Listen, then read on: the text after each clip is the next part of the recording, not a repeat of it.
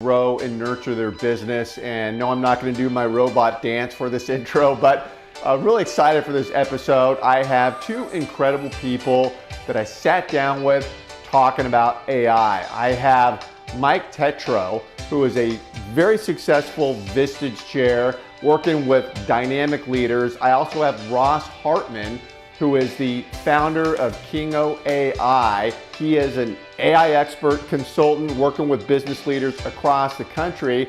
We all got together for a deep dive on AI, how businesses are using it, what Mike sees in his practice and how he looks at it. You're gonna love this episode. Let's jump in.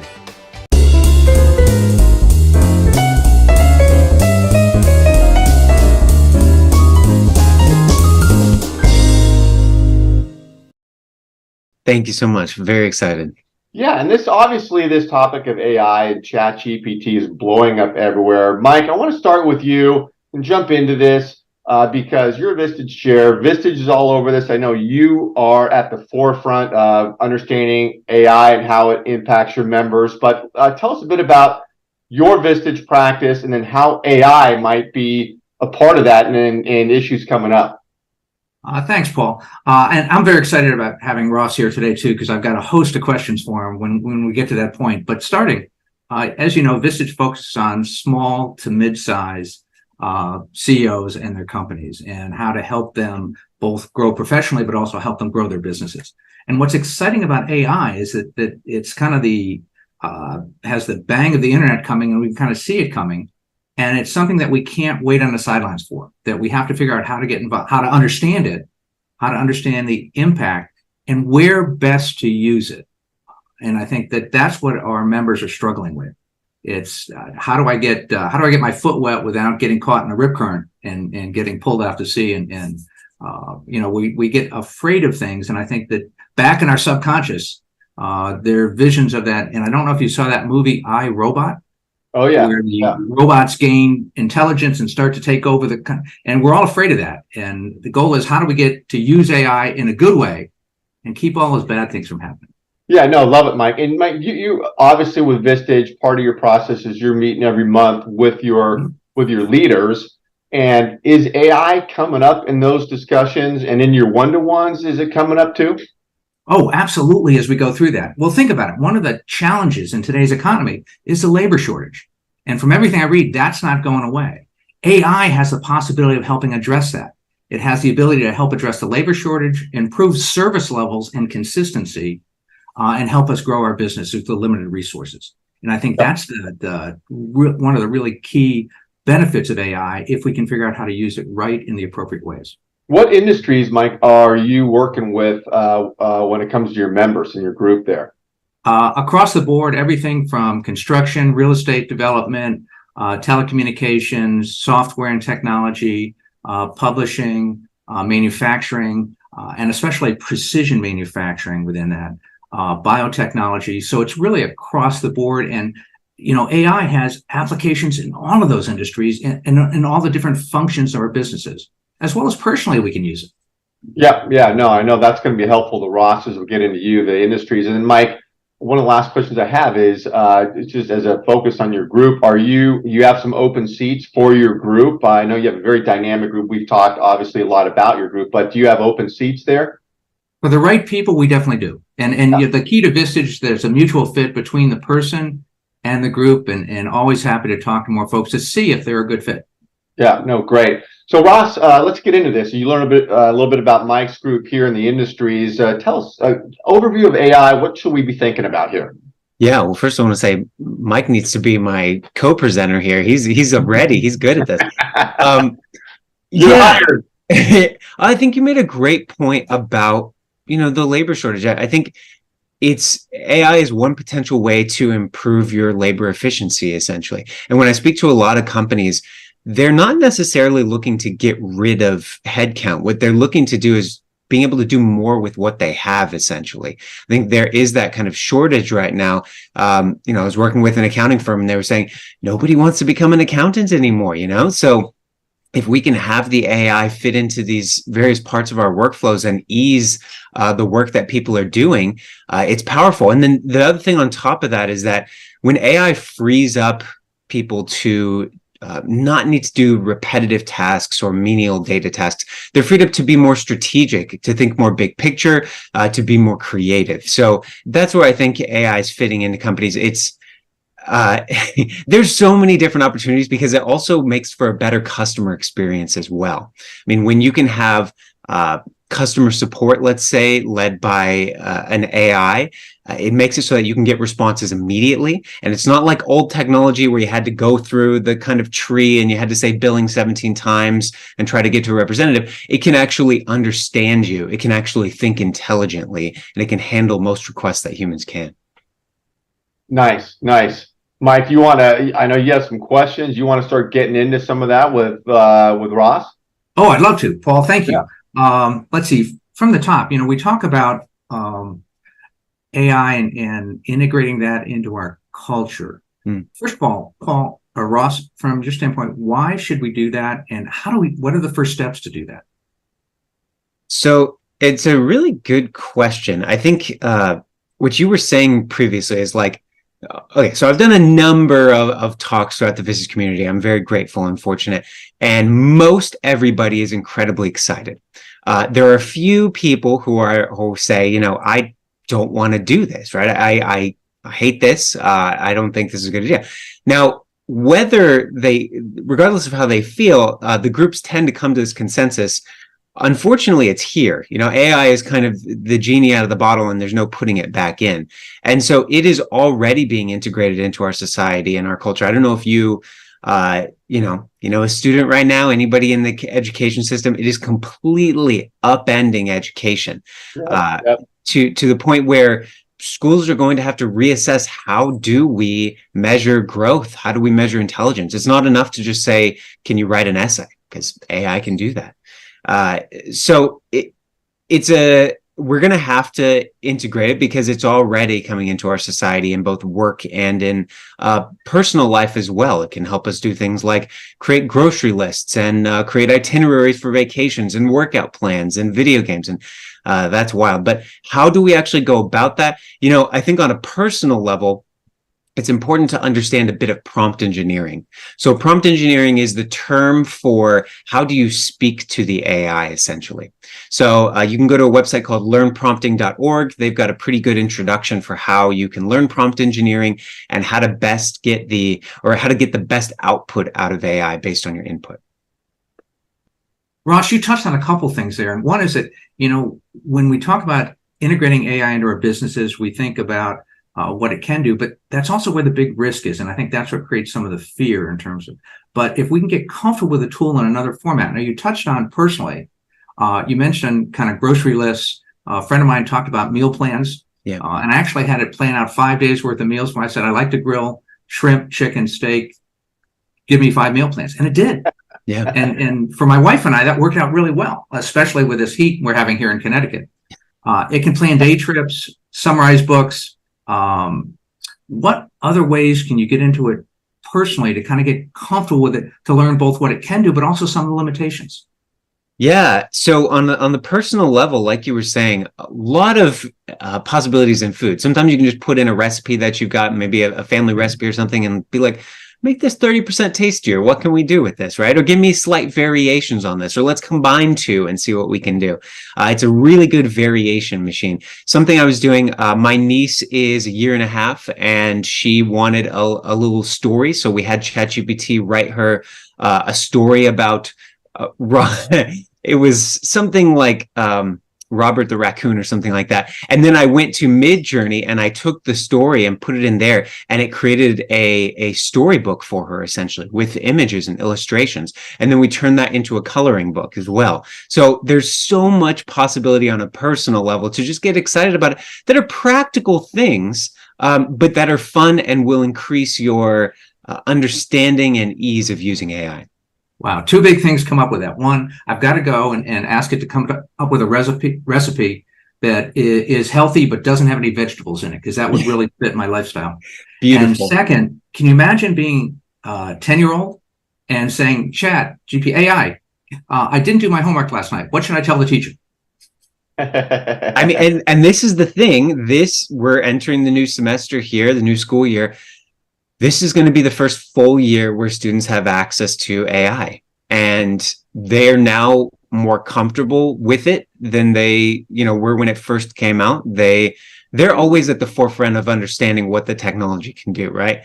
They're always pushing it to the edges. So it's a great point. They can write essays and answer questions and come up with creative, maybe excuses or reasoning. So it's a new world. Now, Ross, you've got some interesting background yourself. As I understand it, right, you came from a Dale Carnegie background into AI. And that begs the question, kind of what is your why? And what is the why for your AI business? What's your purpose? Really good question. I love that. So what we're doing, so I'm the founder of Kingo AI, and what we do is essentially give companies AI brains. And the concept there is, what if your company could unlock all of its data? I mean, we've been gathering data for decades, right? But it's kind of been locked away in data stores and data lakes to where you need a data scientist team, or you need a machine learning team to try to extract information. Well, now with AI and these natural language models, we can extract information that we couldn't get to previously. And so our goal is to create this AI brain that unlocks your data, and then also helps you with autonomous workflows, essentially. So imagine that you could automate a lot of the menial tasks that you do on a day-to-day basis. We get an email in, we want to know which customer it's from, we want to send it to this inbox, and then have it fill out this spreadsheet. All of that can be done with AI. Okay. Now, when you're talking to AI, so to speak, you have referenced how important it is to have the right type of prompts. Any quick guidelines as to what makes a good prompt, what makes a bad prompt, things to definitely do or things to definitely stay away from? Great question. Yeah. So specificity and context, I would say, are the number one things you want to think of when you're giving a prompt. So first thing you want to do, though, is you want to instruct the AI. So what's the fundamental question you have or instruction you have for the AI? But as part of that, remember that every new conversation with ChatGPT, for instance, it's like you completely wiped its memory. So it has no idea who you are, what you do, what you've done for this task. And so you need to give it all of that context. And the more context you provide, the better it'll be. And just like human creativity, where the more constraints you apply to something, paradoxically, we actually tend to be more creative the more constraints we're under. It is similar with AI. So tell it, I want you to write this in 200 words, or you need to include emojis, or whatever it is. Be specific with the AI, give your constraints, give your context, give your task. And then one other cool trick you can do is to tell it to take on a role. So for instance, if I were to ask a data scientist to help me solve my problem, I would get an entirely different answer than if I were to ask an organizational psychologist.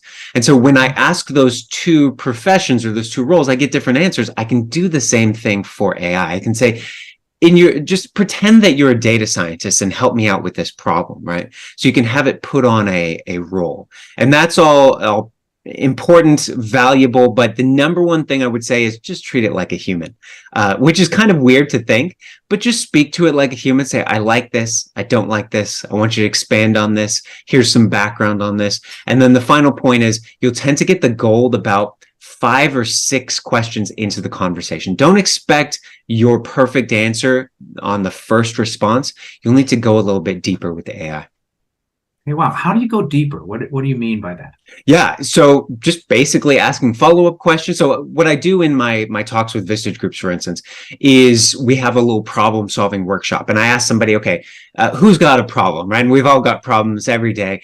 And so somebody volunteers, and maybe we need more engaged employees. So the first thing we say is we get a little bit of background on the industry that the members in, and then we say, we need more engaged employees. Can you help us out? Okay.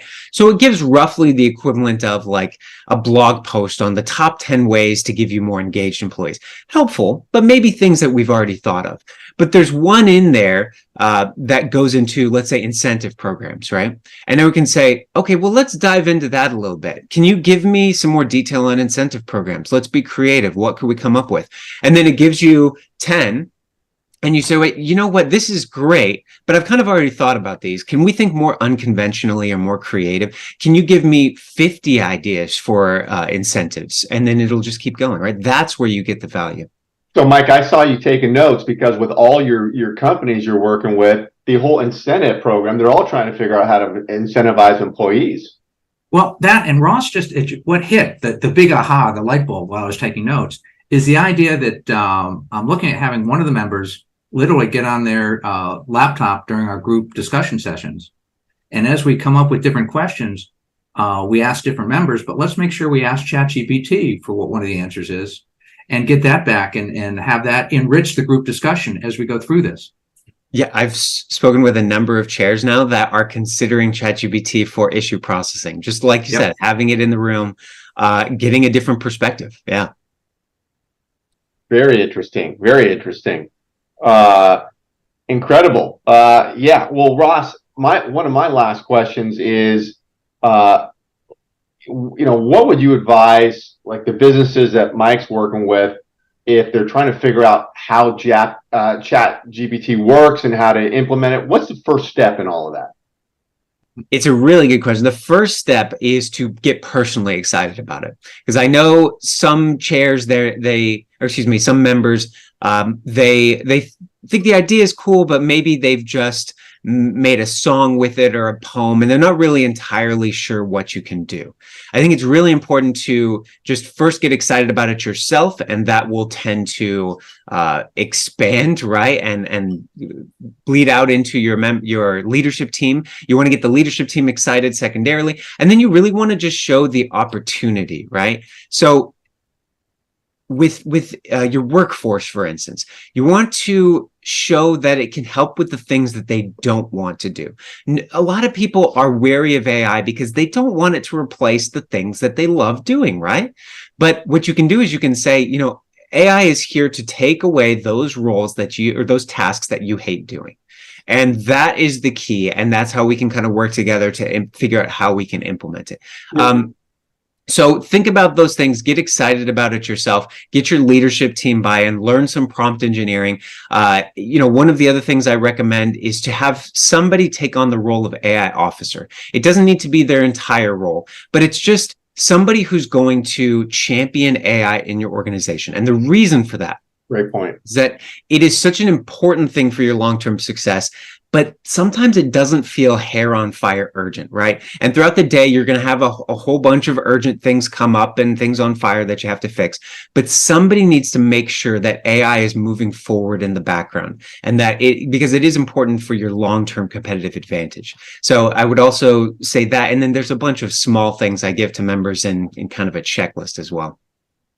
Yeah, no, I love that. And and that was just all AI in general. And how it applies to businesses. And Ross, you go in, if someone wants to learn more about what you're doing, I mean, you sort of have a discovery session with businesses. They get on with you and you say, okay, I know you're all ears. You're listening to what they have going on. That session is, tell me a little bit about that. Yeah, so I'm happy to meet with anyone, and we do a little session where I basically learn a little bit about your business, and we kind of have this back and forth conversation. We're talking about where could we apply AI to your existing operations, or where could it unlock new revenue? Where could it be applied for any problem that you're having on a day-to-day basis? But the AI can help with workflow automation. It can help with data discovery. It can help with sort of serving as a co-pilot for employees and just improving efficiency on a day-to-day basis. And so then I recommend a few tools for you that you might be able to use based on your particular scenario and circumstance. And it is kind of just a brain dump where I kind of help you out and explore how AI can help you. Wonderful. Love it. I know we could talk forever about this topic, and I know Mike, you have a passion about it. And I want to tell everybody that's watching this, we stream this everywhere, LinkedIn, YouTube, it might be on Facebook. So wherever you're watching it, get connected to these two people here. Their contact information is up here. Maybe it's down below. And great people to be connected. A lot of information flowing from both of them. I want to thank both of you for being here, and let's continue to have this discussion. Love to have you back. Great. Exciting times, Paul. Thank you. And Ross, great meeting you. And I can't wait for 5 years from now when we see what the world looks like. Me too. Thank you so much, Mike. Your enthusiasm is contagious. And thank you as always, Paul. Appreciate it. Absolutely. We'll see you guys soon. All right. Bye for now.